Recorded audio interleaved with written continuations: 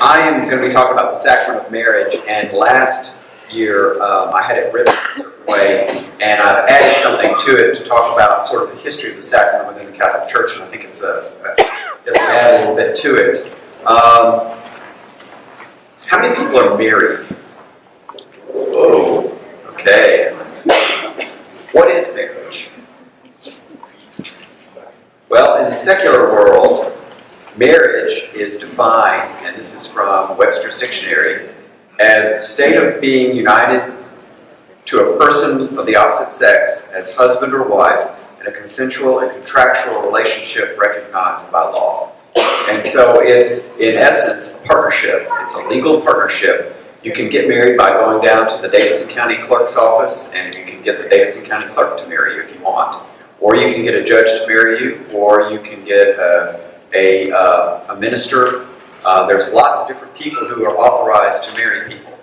If you get married by the Davidson County Clerk, or in a secular context, there's no requirement for any marriage preparation. You can decide you've met your intended spouse, and 6 hours later be married.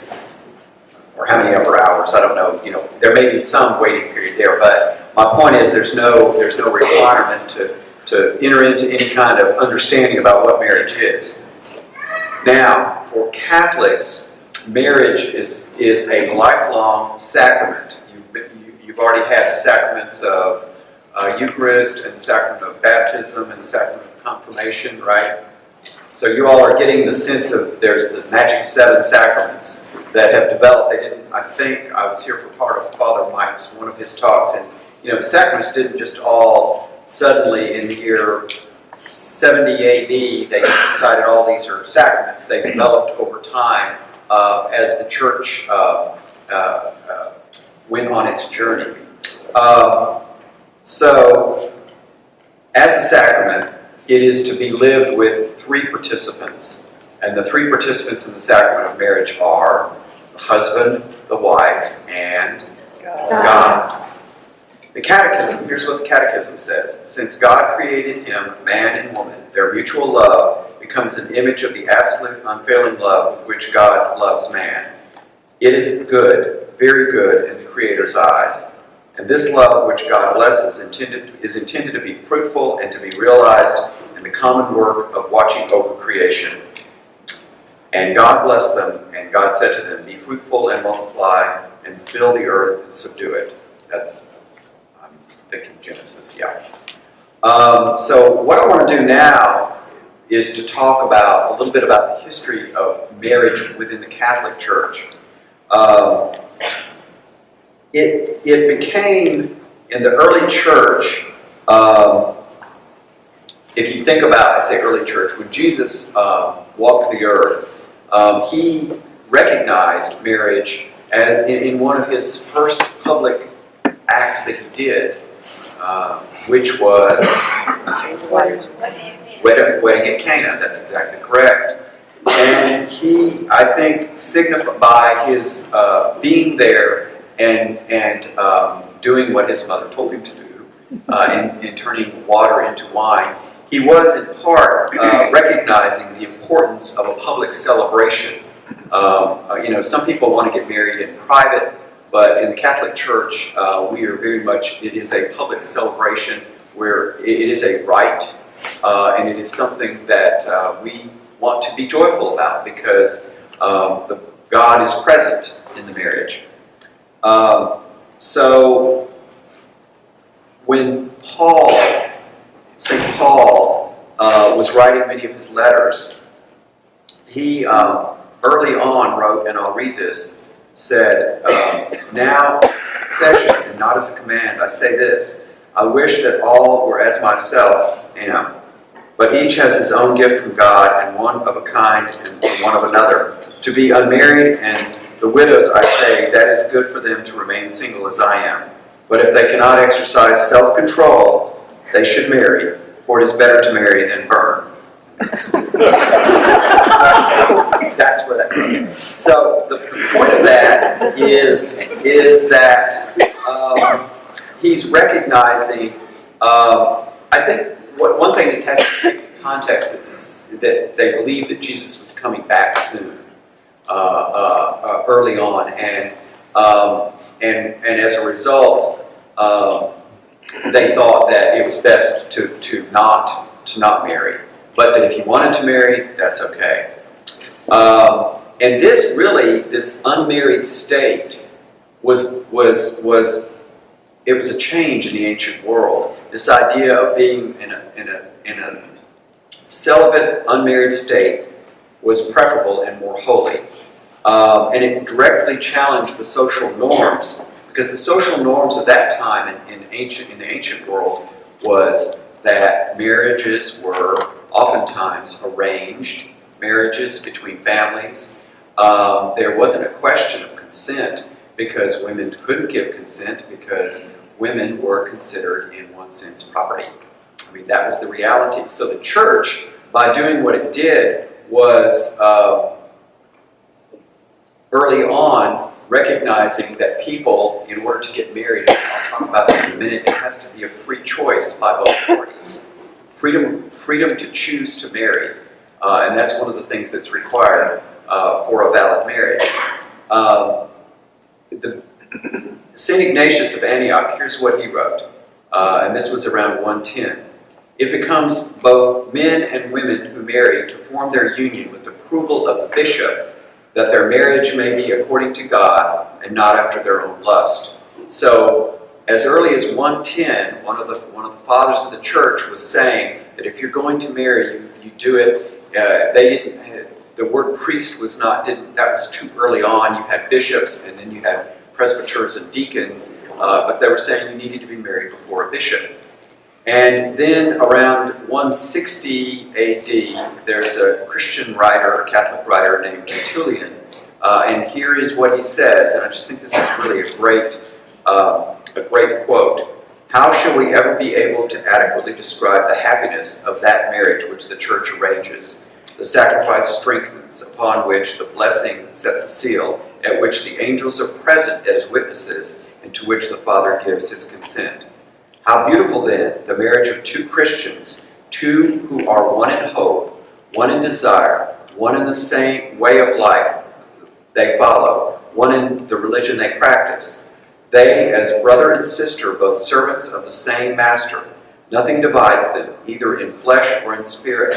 They pray together, they worship together, they fast together, instructing one another, encouraging one another, and strengthening one another. Side by side, they visit God's church and partake of God's banquet. Side by side, they face the difficulties and persecutions and share consolations.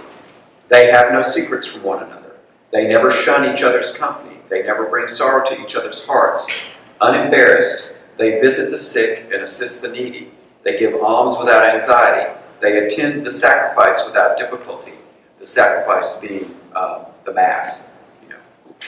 They perform their daily exercises of piety without hindrance. They need not be furtive about making the sign of the cross, nor timorous in greeting the brethren, nor silent in asking for a blessing from God. Psalms and hymns they sing to one another, striving to see which one of them will chant more beautifully the praises of their Lord. Isn't that really nice? I mean, that's what marriage is, and that is from one of the early church writers, about in the 2nd century. So, what happened then? Well, Augustine, who came around 400 AD, around that time period, 350 to 430, said in a book that's called On the Good of Marriage, he distinguished 3 values in marriage: fidelity, which is more than sexual offspring, which entails the acceptance of children in love, their nurture and affection, and their upbringing in the Christian religion, and the sacrament, in that it is indissoluble, in that its indissolubility is a sign of the eternal unity of the blessed. So he really is the one that really talked about it in terms of being a sacrament. And so, as I said before, it started out with St. Paul saying, well, it's better to be celibate and single, but if you're going to marry, better to marry. then to Byrne, and then we go to Tertullian and others in the 2nd century who are talking about this very wonderful idea of what the concept of marriage is. Then it sort of gels into the sacrament of marriage. Now, the medieval church continued to recognize matrimony as a sacrament as applied by Augustine. And it was, although it was not considered to be an initiation sacrament, in other words, you had baptism and confirmation and Eucharist are those sacraments that bring you into the church. Marriage was that sacrament that once you're there within the church. Now, the medieval view of sacramentality of marriage has been best described as follows. Like other sacraments, the medieval writers argued marriage was an instrument of sanctification, a channel of grace that caused God's gracious gifts and blessings to be poured on humanity. Marriage sanctified the Christian couple by allowing them to comply with God's law for marriage and providing them with an ideal model of marriage in Christ the bridegroom, who took the church as his bride and accorded its highest love, devotion, and sacrifice, even to the point of death. Now, one of the things I noticed in looking at marriage was during the medieval period, you had a lot of the kings and queens and royalty of these various kingdoms wanting to enter into alliances and using young women and young men, for that matter, who were their offspring as essentially pawns to marry them together to make a bigger kingdom, more power, blah, blah, blah, blah. And the church, the medieval church, was actually opposed to a lot of that because it goes back to, they were saying, look, this is not, there's no freedom of choice here. They're not choosing to be married. They're not entering into it consensually. They're essentially being treated like property in one sense. So now we come to the modern period, and in particular, there's Vatican II that I want to talk about, and then I want to talk about some various aspects of it, and then I'll turn it over to you all. The Dogmatic Constitution on the Church in the Modern World. This is a fancy way of saying this was a Vatican II document on the world, and it talked about a lot of different topics, one of which was marriage. And here's what it says. By its very nature, the institution of marriage and married love ordered the procreation and education of offspring, and it is in them that it finds its crowning glory.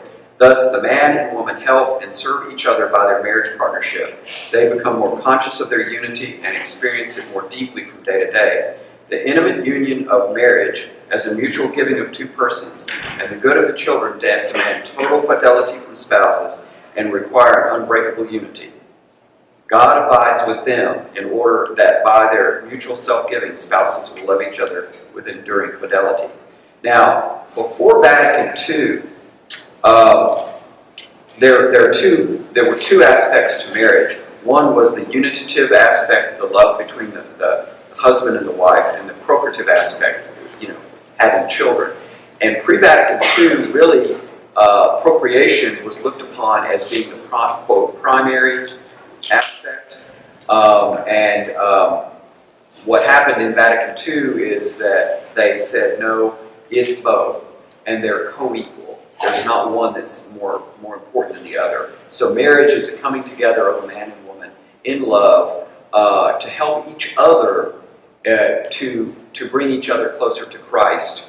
And in doing that, part of that love is the possibility of having offspring. And when you have children, then you raise those children within the context. That's the family. I mean, that's what it's all about.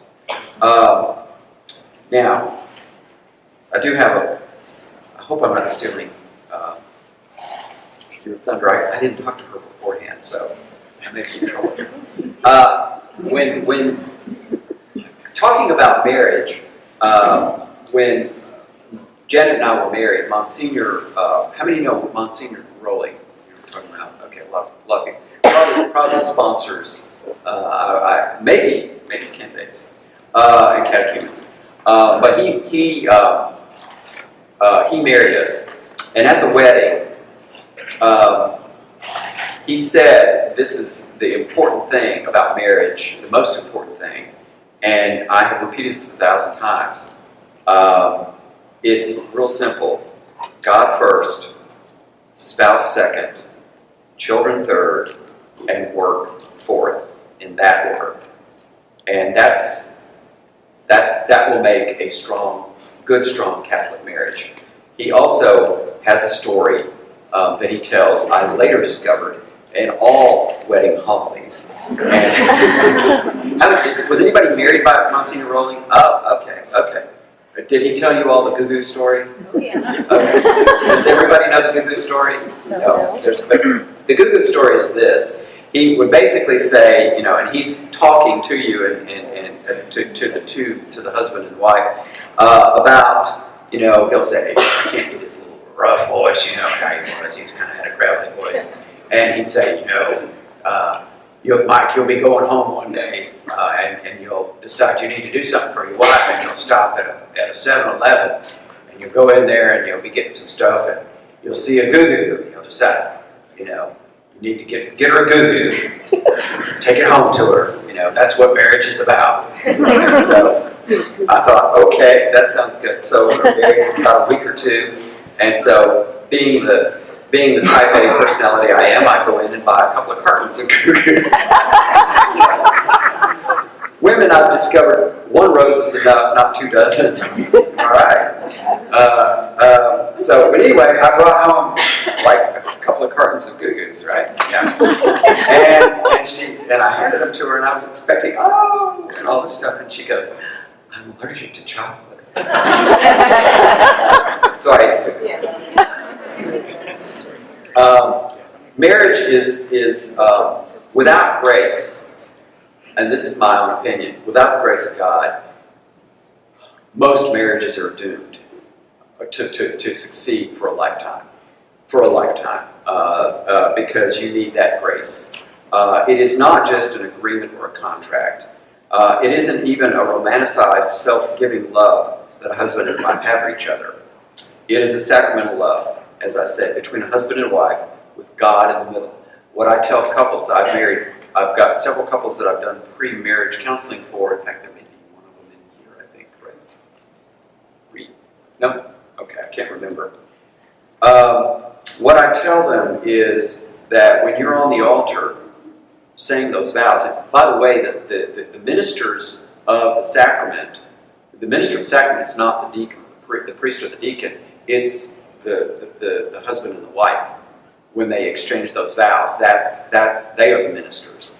And I tell them that when they're saying those vows, that God is standing in the middle of them. And that when they walk down that aisle, God is with them, not just on that day, but the rest of their lives, to help them. And that is what I call that divine love, that they are both connected to God individually, but they're working together to help each other in that way. So, put another way, marriage is a relationship. Think about the 3 parts of the Trinity. You have God the Father, God the Son, and God the Holy Spirit. Now, the Holy Spirit flows from God the Father and the Son. It's this love that flows, and as a married couple, you're invited into that, what I call divine dance, in a way that you participate in that love. And it's especially important in hard times, I think. That's when that divine love will pull you through. John and Terry Bossio, how many of you have been on the 6 dates? We just had a 6 date recently.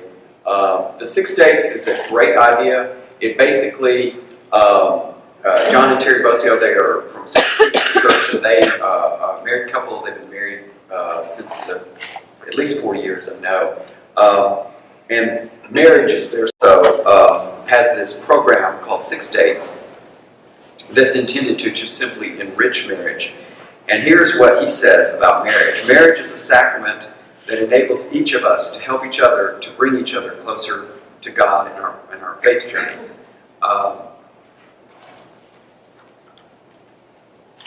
One of the many fruits of a sacramental marriage is the generation of offspring we call children, which brings the responsibility to raise the children. And in particular, children become the beneficiaries of the marriage sacrament as they become, in a sense, part of the divine love relationship. Father Joe McMahon taught our sacraments class, and here's what he said. I call it a Father Joe gym. Father Joe had so many gyms. Here's what he said. One of the most precious gifts of the cross that God gives us is the gift of children. For we live their joys and their sufferings with them as Christ does with us. So we are to them, in one sense, what Christ is to us. And how many parents in here? You know the joys and the sufferings of your children, you just feel them so intensely, and that's part of that sacramental marriage, because they are the fruit of that sacramental marriage. And our job is, as one of my Cursillo buddies said, my job is to get her and my 2 kids to heaven along with me, and do everything that I can to do that. And so that's what it's all about.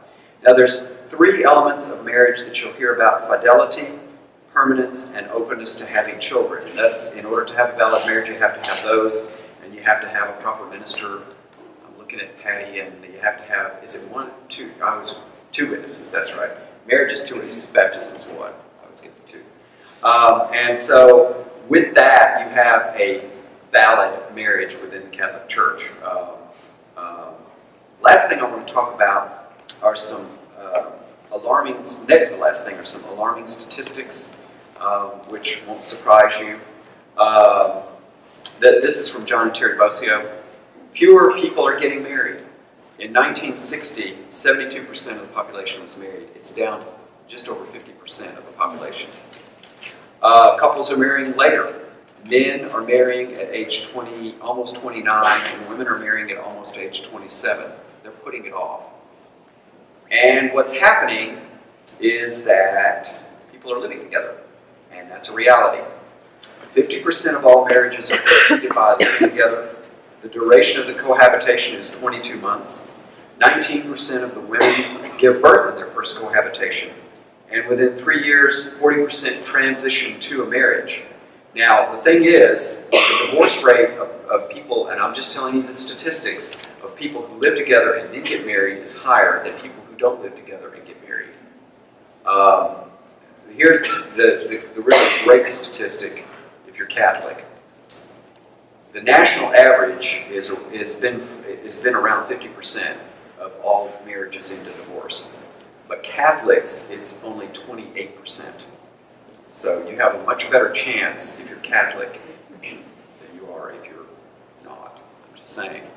Reality. Now, the last thing I want to mention, am I running over? No. Am I okay? Okay. One last thing. The Bossios did this thing, and I just think this is absolutely wonderful. And I think John is the one that came up with this, marriage as encompassing all the sacraments. So he has a book that is going to be published that is a pre-marriage counseling book. And what he does is he goes through each of the sacraments, takes them, and applies them within the context of a marriage. So, for example, baptism. I accept you as you are. When you are baptized, you are accepted as you are. So the husband and wife should be thinking about accepting each other as they are, as opposed to trying to turn them into somebody who you think they ought to be. There's that famous, I think it's Merton quote about, trying to twist someone into an image of what I think, essentially, I want them to be a mirror image of me because I think I'm great and all this stuff. So, confirmation is I am always present to you. The strength of the sacrament of confirmation, the Holy Spirit, I think that is, we are always there to strengthen each other. Third is the Eucharist. I give myself to you, the sacrificial part. Doing those little things of taking out the garbage, walking the dog, she walks the dog, and I take the garbage. You know, it's those little things in life. The next one is penance. I forgive you. And that's probably one of the most important, I think, is before you go to bed. We've always never gone to bed mad at each other. She taught me that. It's her. Next is I comfort you and help you heal. That's anointing of the sick. And you will go through a time when one of you becomes sick and the other one has to be the caregiver. Ours happened to start a little earlier than everybody else. So you're going to tell this or okay? Is that okay? Okay. See, I always check with the boss. We were going to get married in December of 1999, and she discovered she had physical exam and discovered she had thyroid cancer, and so we missed the honeymoon. We waited. They said you can't wait too long, so we went ahead and had the surgery. We got married and then had the surgery like about a week later, wasn't it? 3 days. 3 days. I'm sorry. She knows that better than I do. And so then it's, you know, you get married and you become a caregiver, but that's good. And that's the way it is. That's part of what marriage is about. And then the last one is holy orders and marriage itself is that you're called to a vocation. The vocation is marriage, or the vocation is holy orders. And so I serve you, and together we serve the Father. And I think that that trying to live out all of those in the context of a marriage is a great way of thinking about what marriage is. So that wasn't too technical, was it? I got you to laugh a couple of times. Are you going to save the questions for later? Okay. Before they ask.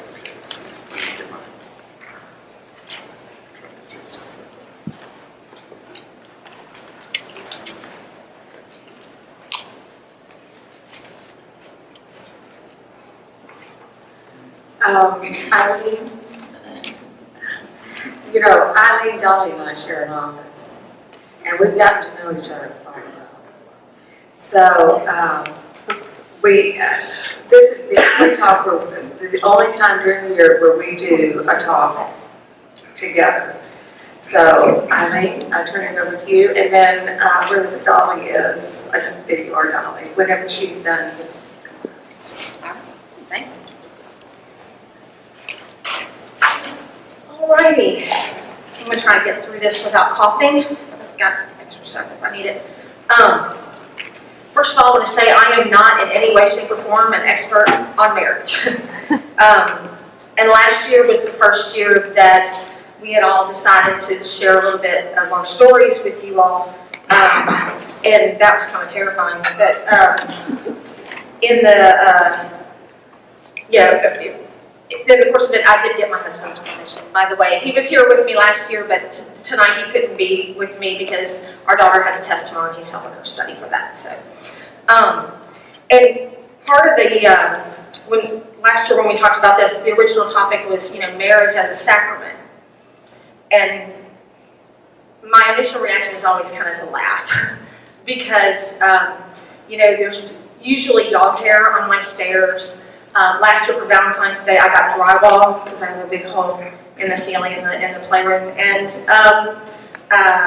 just 10 days ago, my 20-year-old daughter did not put oil in the car, and so we had to buy her another vehicle. So on the day-to-day living of life, I don't often feel like there's a whole lot sacramental going on in my house. I just hope and pray God has a great sense of humor. But in talking about my relationship with my husband, we will be married 23 years this year. We dated for 3.5 prior to getting married. And I can honestly say I am happier today and I like him more today than I did 23 years ago. And I will just tell you, he feels the same way. the amazing thing about marriage is it's a very humbling experience. I think particularly when you have kids because, the momentum of life changes. And I'm really grateful my brother's not here tonight, by the way. He told me last night he wasn't going to be here, and I was like, yes. Because he was already telling me he was mentally mocking me before I got up here. So, as only big brothers can do. But in thinking about tonight and everything, in the This Is Our Faith on page 229, and talking about marriage, just this little quick quote. It says, Christian marriage is an extraordinary sign of God working through and in the ordinary. And so I know for me personally, that has become what my marriage is about. It's like trying to add meaning of some sort to this chaos that we live day in, day out. We don't do it perfectly at all. Again, we're not experts on any of this, but I'm just grateful we keep trying. About 8.5 years into our marriage, probably even sooner than that, life does what life does. And we were both working full time. We had my husband was running a restaurant. I was working outside the home full time. And, I had at the time 2 children. And it turned out my son, we found out as time went on, has autism, a degree of autism. And so it was one of those things that was like, I was up at 6, out the door at 7, home at 6, dinner, bath, bed. I mean, it was just the momentum of things. And then my husband was working literally 14 hours a day, 7 days a week. So for 12 years of marriage, I did not have a husband home for dinner. And then when he came home for dinner, he was just getting on my nerves because he was somebody else who just needed something, And so, and again, he knows all this, so he confessed me. But, so what ended up happening was I was getting more and more unhappy. And he thought, everything was fine. It just, sort of a general dissatisfaction with things, I think. Sometimes I call it my spiritual angst. It's just sort of that whole, I'm not happy. I can't put a finger on it. I should be. I have, all things on my checklist. I have a nice house, I have a good car, good job, blah, blah, blah. But for whatever reason, I was not feeling very content with my life. And a lot of it was my husband and I were not communicating. We were not connecting. We were not talking. He thought everything was fine. I was mad because he thought everything was fine. And, he should know things are not fine. And it just, kind of snowballed from there. And then there was a point when I decided, I don't want to do this anymore. I do not want to do this. I don't want to be married anymore. I don't really even like him. I mean, it's just... And what ended up happening was I kept going to the question of, it was no longer just about me. I had these, it was kind of like we had created this organism that was our family. And it was bigger than, the sum of its parts, so to speak. So I had to ask myself a lot, if he has them every other weekend and then I have them every other Thursday, and is that going to be a better way for my kids to live than the way we're living now? And at the end of the day, the answer was always no. It was, as irritable as I was, and as, unhappy at the time as I was, the answer for them was always no. It's better that they're here with the 2 of us, and, so then what do I do with that information? Where does that go? And then, gratefully, we went in, we found a marriage counselor. I called him Dr. Wabass. And he was great. I mean, he really was. And it was in that room when we can actually just be completely honest with each other. Because I come from a family where honest is usually qualified with, can I be brutally honest with you? But it was still hard, to say the things out loud, and all of that. And, but that was a safe space for both of us. And I discovered in that room how much that man really loves me, and I discovered in that room how much I really love that man. And it was just kind of like we had gotten off focus. Our focus needed to be, God and, this family and, oh yeah, we like each other. We forgot, because we just weren't talking. And And so, yes, I still have, I have a new hole in drywall in playroom. And I have, it's just life, And I don't care, that really, actually, the new hole has been there over a year, so, but I don't care, I mean, at the end of the day, it doesn't matter to me. But what's become the most important thing to me is what we are creating as a unit, what we're creating as a family. Our little rituals that we do in the morning, the children are getting dropped into school, we pray together. And we do that before we even pull out the driveway. And then at night, my husband likes, kind of like go in with the girls and they'll pray together, and then that's their time. And these little things, they're all sacramentals. They're all just bringing God into, the mundane, the ordinary. And in doing that, for me, I know it gives it all meaning. It gives it all, because otherwise I'm just, we're going to see tonight. I mean, to me, that's just, it's empty if I don't have that, And so, that's kind of where we've decided, is best for, and really in all truth, I mean, not just, the good marriage counselor, but really my son is, and then consequently my youngest, I mean, he was the one that kind of saved us, really, because he kind of, I was forced to take the focus off of, everything externally and be like, okay, all right, he's got needs that need to be met. Well, what is that going to look like? What happens there? And it really kind of, for me, broke down, our life into smaller pieces, but into, smaller, accomplishments and smaller goals and everything. But in doing that, it just made all of those little things seem that much more meaningful, if that makes sense. But just, so for us, I mean, for me, really, and I hope for Tim, it says, as God in a communion of persons, the Trinity, a husband and wife form a communion of persons within their family. Again, it's this living, breathing thing that is our family that's larger than the sum of its parts.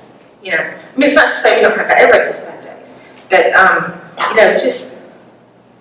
for me, it's just, how important is it? How does this affect, the big picture of life?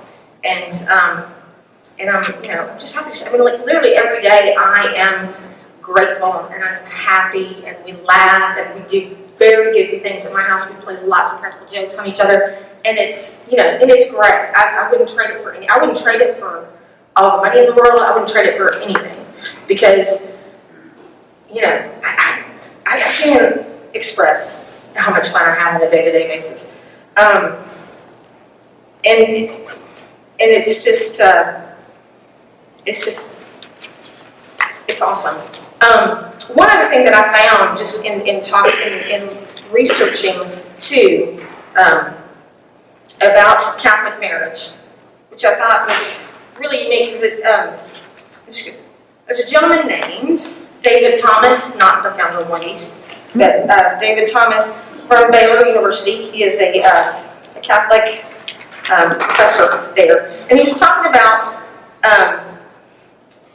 marriage as a sacrament. And he was asking, he said, when he asks people why they remain Catholic, even knowing everything we know about the church's shortcomings and everything that's gone on, they often say that there's still a sacramental life in the church, and that that's what's important to them.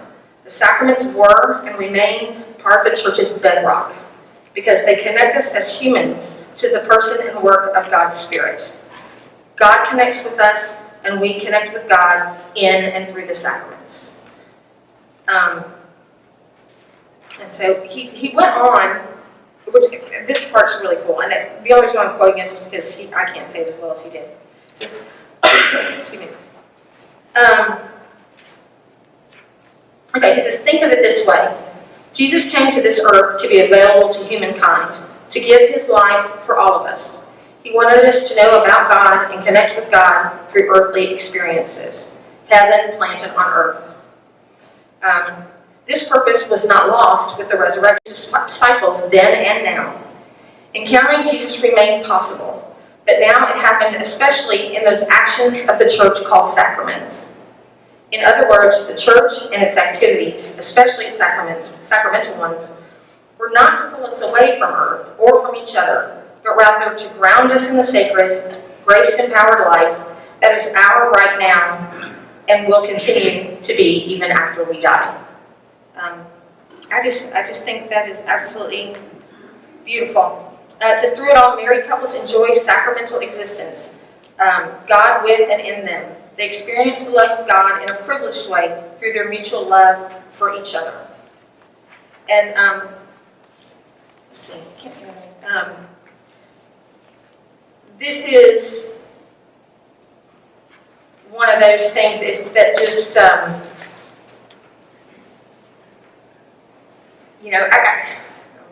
fumbling here. But just as a matter of taking the ordinary things, the ordinary parts of life, and finding the way to find joy in them, and finding ways to make them have value and meaning to me and to my husband and to our children. And that's kind of what we tried to establish in our relationship. Like I said, it wasn't always easy. I really wanted to run for the hills at one point. I'm grateful to God that I didn't, because I can't imagine my life without him now. And then even after all that, we ended up having a third child. And so God really has a good sense of humor. But, obviously God knows what he's doing. And there are some days where I don't think he's listening to me at all. But I look around this room and I see he is actually very, very busy. And for that, I'm grateful. So, anyway, that is all I got. So, thank you.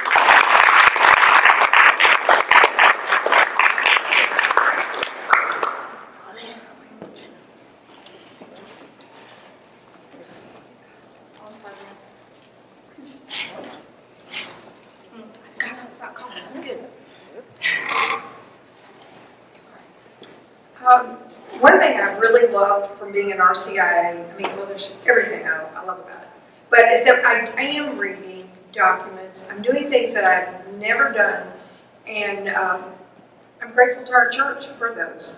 And in reading this document on marriage, it's called Marriage, Love, and Life in the Divine Plan. I'm reminded, and I think the gist of my talk is how much grace is in our life and that we are given at the sacrament of marriage. Now, when we married, Mike is now a Catholic, but he was not a Catholic then.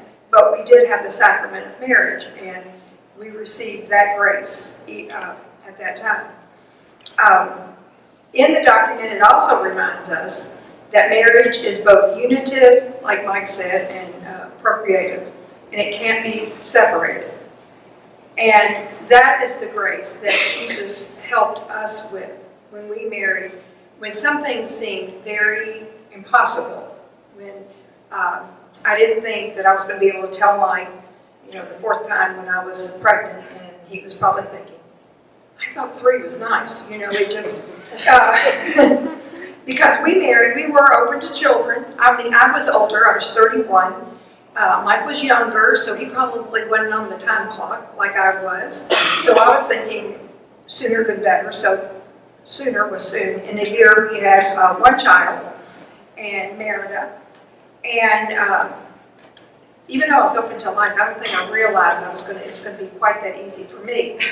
And I think I didn't realize how blessed we were that some couples aren't to have an easy way of having children. So like I said, I was 31 when we married. We would have children. But we had to Merida in the next 18 months than I had in Michelle. And so I was 9 months, Merida was 9 months old. And then on Mike's birthday, I gave him the good news that we were going to have a second baby. And I said, we had so much fun with 1, I thought we'd have 2. And so, aren't you excited?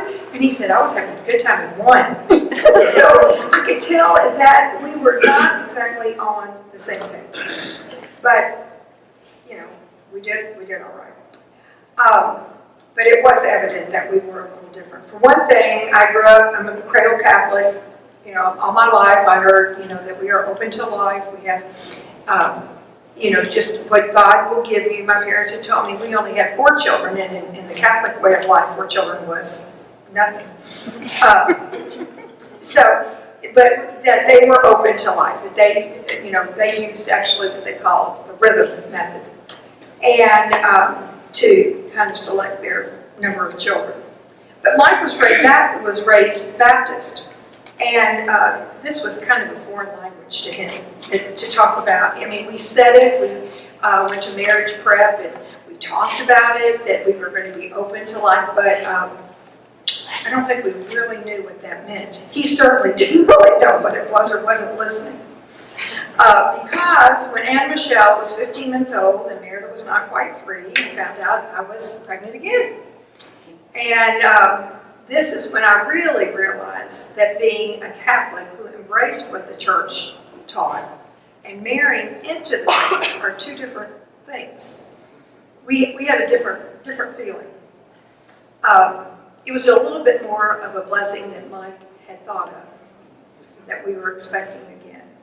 And so the first one was born in January, then we had July, and then our third one was in July. But this is when grace really started working in our life. This is when I could see a difference. And it was funny, because everybody said, oh, you have 2 girls and you have a boy, now your family's complete. And I did want to kind of kick them, because I thought, you know, it's none of your business, number one. But anyhow, 2 years later, 2 Julys later, we had our 4th child, and that was Kristen. And we knew from the beginning that she was very special. I mean, just the way the nurses decorated her little, isolette and everything. Everybody, I had a special shower for her that I hadn't had for the others. I had a great big shower. I knew something was going to be different. Well, we found out she was a special gift. She had motor difficulties and gastro and developmental delays. But it was a little while before we were given the diagnosis that she had a mild, and as they called it, a mental retardation. I thought it was a delay that she would pick up. So I went to Vanderbilt all day and came home. And the next morning I went to Mass. And I was sitting there, she went with me, and I was holding her. And I'm crying. I was having a major pity party that this child, God, I'm having another child. Why can't we just have everything normal? And then quickly I thought, oh my goodness, she is healthy. She is, all the gastro problems are over. Her motor problems are over. She is a gift. And if any of y'all know Kristen, she is a gift. All of them are gifts. But anyhow, it was grace. It was the grace that came from our marriage that made this, helped me to know that it was a blessing. And for Mike, he just took it in stride. That was the gift. He was given the graces of the marriage. And our 5th child, who's Jonathan, and 3 of his very good friends are right here. We were both a little in shock. Because, by this time, I was getting closer to 40. So I never thought that it would just be that easy.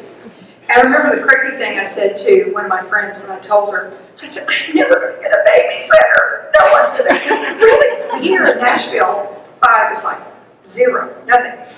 But in Atlanta, there were only 2 families of us in a Catholic school that had 5 children. Nobody had that many. And then I thought, what am I talking about? Getting a babysitter. I couldn't afford to go in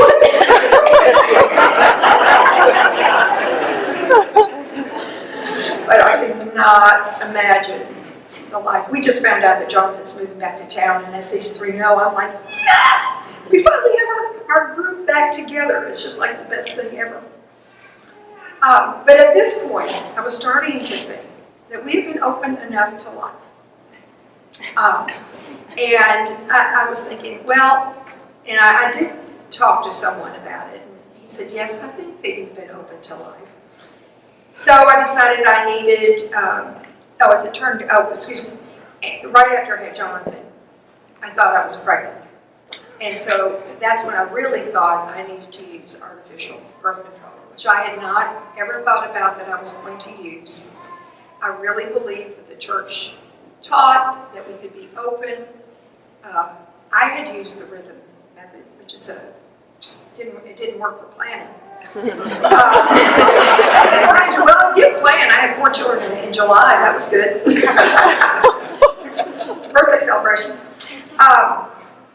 But during this time, did I tell you I wasn't pregnant? I guess you know that though. So during this time, I happened to go to confession. And the priest kind of looked at me when I told him what I was using.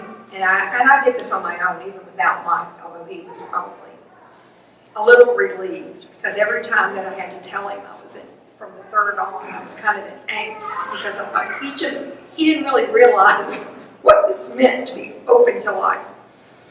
Well, the priest looked at me and he said he thought that we needed to go to National Family Planning classes and to quit using artificial birth control.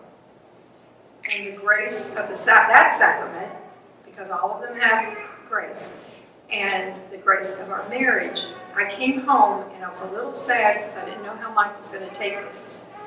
But I knew it is what I was convicted that is what we had to do. I knew that Mike might not feel the same about this. And it was very difficult. It was hard to tell him. It was a kind of a quiet night. Even I don't know where the children were. They were so quiet. But somehow I remember quiet. But he did say he would go with us to the NFP class. So in my mind, I was thinking, okay, Mike likes sports. He likes jokes. I'm hoping that the couple who teaches this will be cute and athletic and funny, and it was not like that. They were very serious and quiet, and they were just zealous on what they're doing, and oh gosh. But again, it was the grace. It was the grace, and God was there, and He worked through them. And what I learned from National Family Planning, and it's so much about communication and being open to each other. It's about self-giving. It actually helps people who are having difficulty to conceive. There's so many beautiful, beautiful things. But it is a sacrifice. It's a sacrifice, probably more on the husband maybe, but it is a real sacrifice, and I realize that. But during this time, we learned so much about each other and about self-giving. God's grace was opening Mike's heart, and God's grace was opening my heart. And Mike would be the first to say it was not easy. There were sacrifices along the way, but mostly blessings. And I said, NFP is a beautiful, beautiful gift that the church endorses for married couples. And after we learned more and became familiar, I would think, I wish I had known about this earlier. Really, it's so cool. And I said, but then I would not have probably these 5 wonderful, crazy children, and now grandchildren. And at this time, also, our marriage began to grow, not only in natural love, but in Christ's love. Christ's life changed us.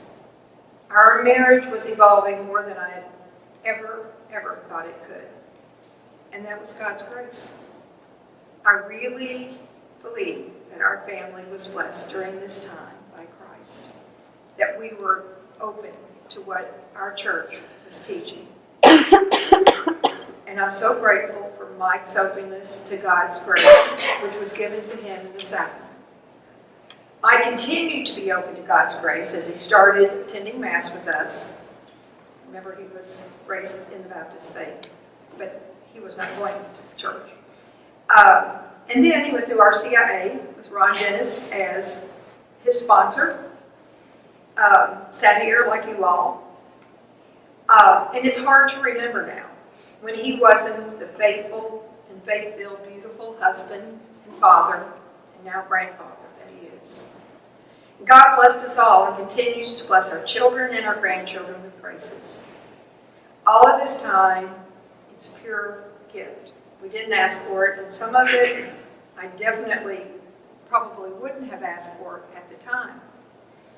But there was Christ. He was given all the time.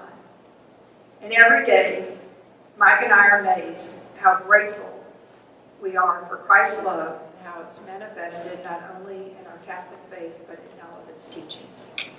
announcements.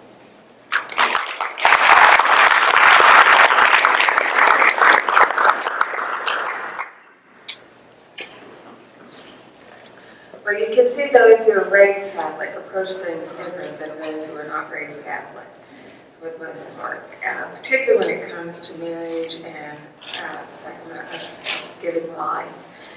They got theirs right. They started young, they married young, they stayed with their husbands, they had their children.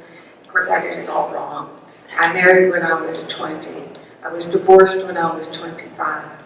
I spent the next 25 years as a single person, working, having a good life. I became Catholic during that period of time, loved the church, loved my volunteer work. And then John Foreman, I don't know if you remember when we had that first picnic out at Camp Marymount. And Mike was in charge of parking, and I was in charge of the volunteers. And Mike was dating this other girl, but I looked at Mike and I thought, I really ought to be dating you. But it did take 2 or 3 years before him to ever ask me out. He had to get over this other person first. But the small world it's like, we all have individual fingerprints. They can identify us by a fingerprint. Well, our lives are like that too. They're all so different. And the stories that Eileen and Dolly and I say are as unique as each one of you in the room. Your stories are unique too. We just hope that maybe something sort of coincides with what you're thinking. The interesting thing about Mike and I is he grew up in Manchester. I grew up 20 minutes away in Estill Springs. He went to Memphis State and then UT to get his JD. I went to Middle Tennessee State University and then Vanderbilt to get my master's. I married and divorced. He married and divorced. I got an annulment, he got an annulment. These are years apart. I mean, these are not happening to coincide. There's this thing, this trend. His father did the same kind of job my father did. His parents were still alive, my parents were still alive. And when we came together, there was so much that was familiar in our backgrounds. I was Baptist, he was Methodist. That was really close. But by the time we came together, we were both Catholic. And so then we had that commonality. But unfortunately, I was almost 50 and by this time. So when we started working with the priest about our marriage, he said, now you don't have to put the open to life in your wedding vows at your age. But we had talked about adoption, and so we thought, well, okay, we'll just leave it in there, and we'll see what happens. So a couple of years after we were married, well, I'm going to digress just a little bit and go back to the early 90s. Now, those of you in this room that are a little bit older than 30 probably saw the documentary back then on the dying rooms. And this was a documentary in China. China had just opened its communist country and had been closed to any journalists, anybody coming into that country. But when people began to go into that country, they discovered that the Chinese had a one-child policy. And the orphanages were saturated with little girls, because little boys are the social security for their parents. And so when a girl is born, she marries her husband and they take care of his family. So if you have a little girl, then you want to try again and have a little boy. But you're told you can only have one child. So these children were being abandoned and put in orphanages. So I went to Catholic Charities and to talk to them about the possibility of adopting a child from China.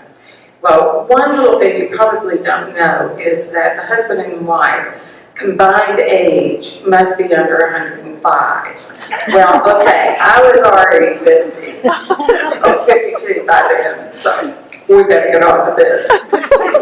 So we applied to the Chinese government. You know that it takes forever for anything to happen. And so what happens is they receive your dossier, and they have this pool of children, pictures of children, and that they stack them up and they work from the top down. And when they get down to you, then they take pictures of these little girls that they have, and they actually put them up on a board to try and match how you would look with these children, which I always thought was kind of interesting. But when we got our referral on this little girl, I mean, my God, she was beautiful. I mean, I don't think I'm beautiful, but this child was beautiful. And so we traveled to China, adopted our first child, and, you know, things were going pretty good. So we decided, okay, now she needs a sister. And we thought, oh, okay, we're really nudging this 105. So if we go through the natural adoption process with China, we are not going to make it in time. So we said, okay, we will take a special needs child. But this child has to be able to make it on her own without us, because I'm going to be 70 when she goes to college. So she has to be able to make it. We can't take a special needs child that would be dependent on us for the long term. So before we even sent our documents in to the adoption agency, we received this referral. I mean, mine was literally standing in the garage waiting for me to come home, and he had a picture of this little girl, Becky, well, we call her Becky, but she certainly had a different name then. And of course, they sent a video of Becky, and we took a look at her personality today is like it was when she was like 18 months old, and that video was done. It's just amazing. But she had a large hole in her heart. The operation, the surgery to save her life was not available to her as an orphan in China. Now, you know, they do receive funds in China now that they can do some of the operations, but at that time it wasn't available for her. So the choice was to adopt her, a special needs child, knowing that she would need surgery when she came to the United States. And so we found a pediatric cardiologist, and my best friend, Christy Pryor, suggested Dr. Christian at Vanderbilt as the surgeon. So we contacted both of the doctors. They looked at her medical history, what little bit there was. Becky was abandoned at 5 months. Her mother obviously knew there was something terribly wrong with her, because even though she didn't have the blooming, her breathing, and she was obviously very sick. So when they found her, she was left at this beginning, this small village. She was from a farming community. They took her straight to the hospital, and she was in the hospital for a week to stabilize her before she was sent to the orphanage in Baoji. And so this is, do y'all remember SARS? You know, that, well, we got caught up in SARS. So we were ready to travel sometime early part of that year, but because of SARS, we couldn't travel till right before her 2nd birthday. So when we went to get Becky, the doctors gave us an instrument to put on her finger to gauge her oxygen levels, because we would be traveling at 50,000 miles up. It's a 15-hour trip to China. Any of you have been 15-hour trip. Okay, so I gotta get back to my story here. Okay, so we brought her home with us, and Father Giacosa baptized her and gave her the sacrament of healing. We took her to the doctors at Vanderbilt, and the doctors said if she cannot have the surgery, then the only option would be a heart and lung transplant. So they introduced oxygen into her heart to pass into her lungs to see if the veins were permanently constricted. They weren't. So they came in and said, we're going to surgery. So Christy Pryor, my friend again, arranged for some of her friends to be in that operating room. And Carol Jones, one of our volunteers who came through RCIA last year, a returning Catholic, was in that operating room with Becky. These were people that Christy knew, that she had worked with, that she trusted and she knew were good in the operating room. And Dr. Christian said after the surgery, she said, well, Christy, you put together the A-team. And indeed she did, because Becky has no residual effects now from her heart. And she's just as healthy and as bright and active as she can be. My girls are 3 months apart. They're almost like twins. I was raising 2-year-olds at the same time. So they are our children. Now, someone could say, okay, but it's not the same if you adopt. You really need to have your own child. I don't think so. I think God gave us these children. And I think God gave us to those children. So when Becky gets off on a tear, or Kathy gets off on a tear, particularly Becky, I say, Becky, God has a plan for you. You know, think about where your life would be if you were still in China. If things had not transpired so that you could come with us. So if it's in any way where you want a child and you can't have one, or you want to add to your family, adoption's a wonderful way.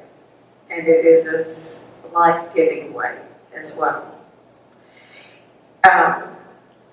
One of the things I wanted to talk about in my talk was a little bit about the themes of marital love. Marital love is totally involved with mine. We know that it's permanent. We just know. There's no question. There's no, there would never be anything so bad that it would tear us apart. I can't imagine. We are faithful in all the big things and all the small things. We have our life-giving with the girls, and we have our self-giving with the church and with all that we do in our community. When my parents were, we lost my parents first, and then my parents. My mother broke her hip and fell. And I sort of touched on that a bit, but what I didn't say was that for 5 years, I got up at 4 o'clock in the morning, was on the road by 6, I took care of my parents all day, and I came home. During those 5 years that Mike took them to Mass, took them to the grocery store, took them to Starbucks, took them to the Y, spent all day Saturday with them, has bonded them in such a way that those girls absolutely adore Mike. They adore their father. And it was during that period of time that bonding took effect. I think 5 years is a long time for that, but that's what it took. So that's what we were given. I want to sort of jump back to my earlier marriage, just briefly. I had known my first husband all my life. In fact, his grandfather was the minister of the church that I grew up in. His brother was my age, and we were friends. But this was during the period of Vietnam. Probably none of you in here were here during the period of Vietnam. Maybe one or two. But we were engaged before he left to go to Vietnam. I was in my senior year of college. And by the time that senior year was over with, I was ready to go work. I was ready to do a lot of things. The last thing I wanted to do was to get married at that point. But we did get married, and it lasted 5 years. It was not a sacramental marriage. He did not want children. It was just one of those situations that just was not going to be. We were divorced, and a few years later when I became Catholic, Monsignor Rowling came to me and he said, you need to get an annulment right away. You never know what God has in store for you. And so we know the end of the story. But I wasn't pressured to get an annulment, but I did. And it was very healing. It was very difficult, but very healing. And it put it all in the past. So what I want to do now is ask Patty Story to come and talk with you about the document of nullity and the tribunal here in Nashville. Now, Patty will be here for questions. If we run out of time before 8:30, and that clock is not quite. Okay. So if we run out of time, please, if you have questions, Patty will be happy to stay. Thanks, Janet. I appreciate being here. I'm going to briefly give you a little bit of information about what the tribunal does here in Nashville. We are the tribunal for Nashville and Knoxville. When Knoxville became its own diocese in 1988, we were already doing the work for them, and they decided that rather than spend the money to make their own tribunal and get all that furniture and stuff, they just let us continue. Yes. What's a tribunal? It is the law office of the church, of the Catholic Church. The church is based on canon law, the Catholic Church, and that's the law office of the Catholic Church, the tribunal. Sorry, I never thought, nobody's ever asked me that before. Good question. This is a little bit of a recount on what Mike was talking about, what is marriage. The Catholic Church teaches that marriage is, by God's plan, a covenant or promise between a man and a woman which establishes an exclusive and lifelong partnership for the giving and receiving of love and the procreation and nurturing of children, which is what's been talked about tonight so far. A marriage comes into being when the bride and the groom exchange their consent to marriage through the wedding vows. For those who have been baptized, a vow of marriage is also considered to be a sacrament. Although not every marriage is a sacrament, every marriage, including a marriage between two non-Catholics, whether baptized or not, is presumed to be valid and binding. A declaration of nullity, or what they used to call annulments, is a statement of the Catholic Church that despite the good intentions of both parties, you don't go into marriage usually with bad intentions, you go in with good intentions, you want to have a happy life. But it says that despite good intentions of both parties, on the day of the wedding, when the couple exchanged their vows, one or more of the elements which the church considers essential for a valid marriage was lacking. We're talking permanence, fidelity, and the openness to procreation. The Catholic Church considers to be valid when it is celebrated in a ceremony that is legally acceptable according to the Catholic Church law. Both parties are free to marry. Each party intends on the day of the wedding to accept and fulfill the rights and obligations of marriage. Each party has the physical and psychological ability to live out God's plan for married life as taught by the church. But if something happens, and I get to talk about when marriage isn't so happy and it ends, if sufficient proof is brought forward to the church, to the tribunal, to show that one or more of these requirements was lacking from the beginning, there's a possibility that the church will declare the marriage invalid. The Catholic Church says that anybody who has been married, like we said just a second ago, their marriage is considered valid until it's studied by the church. There are different kinds of nullities. There are different ways to have a marriage nullified, but that's not for me to talk about tonight. It's kind of boring. What a declaration of nullity is not a moral judgment of the parties themselves. And it's not a continuation of the divorce proceedings either. Nor should it be seen as an approval or condemnation of the marital behavior of one or both parties. We don't want to blame anybody. We don't want to put guilt on anybody. What we're trying to do is look at the facts that are given us and the decisions made on those facts.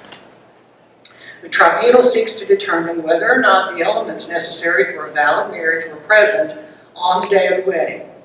A declaration of nullity is a factual statement that, according to Catholic Church law, one or more of the elements which the Church considers to be essential for a valid marriage was lacking at the time the couple exchanged their vows. Throughout the nullity process, it's the bond of marriage that is being judged, not the people. The consent that was given is what we're looking at, whether it was valid or not. Okay? Declaration of nullity is not a statement of the Catholic Church that the previous relationship between the spouses never existed. It did. We know that. They were married according to the laws of the state. They shared with each other. They shared life with each other and perhaps had children together.